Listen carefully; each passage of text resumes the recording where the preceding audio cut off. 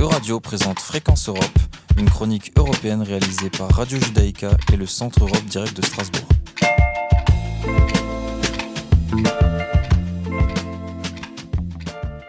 Bonjour à tous. La guerre en Ukraine lancée par Vladimir Poutine le 24 février marque un tournant stratégique majeur pour l'Europe. Et s'il y a bien une chose qu'a révélé cette guerre, c'est la fragilité énergétique de l'Union européenne.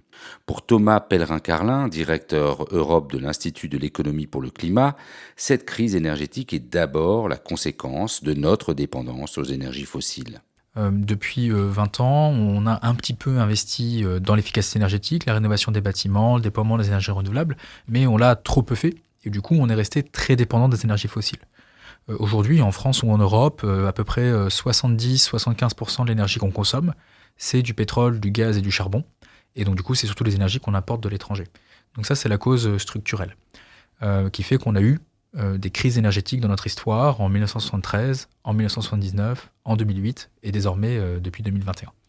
La grande crise énergétique qui a démarré en 2021, elle a démarré à partir du mois de juin 2021 quand, pour la première fois, Gazprom, l'entreprise gazière russe qui exporte du gaz vers l'Union européenne, a baissé ses livraisons. Et cette baisse des livraisons, elle s'est accentuée à partir d'octobre 2021, donc il y a un an aujourd'hui. Et déjà à l'époque, on avait une hausse très importante des prix du gaz, une augmentation des prix du gaz sur le marché de gros, le marché européen, d'environ 100%, 150%, donc des prix du gaz qui avaient déjà augmenté. Et déjà à l'époque, on était quelques experts à parler de choc gazier, par référence au choc pétrolier qu'on a connu notamment dans les années 70. Pourtant, Thomas Pellerin-Carlin note que dès 2014, suite à l'invasion de la Crimée par la Russie, la Commission européenne dirigée à l'époque par Jean-Claude Juncker avait déjà lancé un document stratégique qui devait permettre de faire face à cette dépendance énergétique de l'Union européenne vis-à-vis de la Russie. La stratégie européenne de sécurité énergétique qui a été conçue en 2014-2015, donc au début de la Commission européenne présidée par Jean-Claude Juncker. Et il était très clair que l'Union européenne devait adopter une politique cohérente. Une partie de cette politique-là, c'était de stocker du gaz, donc il y a eu des efforts qui ont été faits. Une partie, c'était de diversifier les approvisionnements avec des terminaux de gaz naturel liquéfié qui ont été installés en France, en Pologne, en Lituanie, mais pas en Allemagne. Ça, c'était un choix du gouvernement allemand. Et aussi l'efficacité énergétique. Dès 2015, le document stratégique de sécurité énergétique de l'Union européenne définit l'efficacité énergétique comme étant une priorité de sécurité énergétique. Malheureusement, les actes n'ont pas suivi au niveau européen, mais encore plus au niveau national. Et pour vous donner juste un exemple concret, si en France on avait mis en œuvre la politique de rénovation des bâtiments du Grenelle de l'environnement, donc un accord qui date de 2008, approuvé par Nicolas Sarkozy, en France on serait déjà indépendant du gaz russe. En mettant en place une politique de rénovation des bâtiments tout à fait modérée, rationnelle, parce qu'encore une fois elle était approuvée par Nicolas Sarkozy.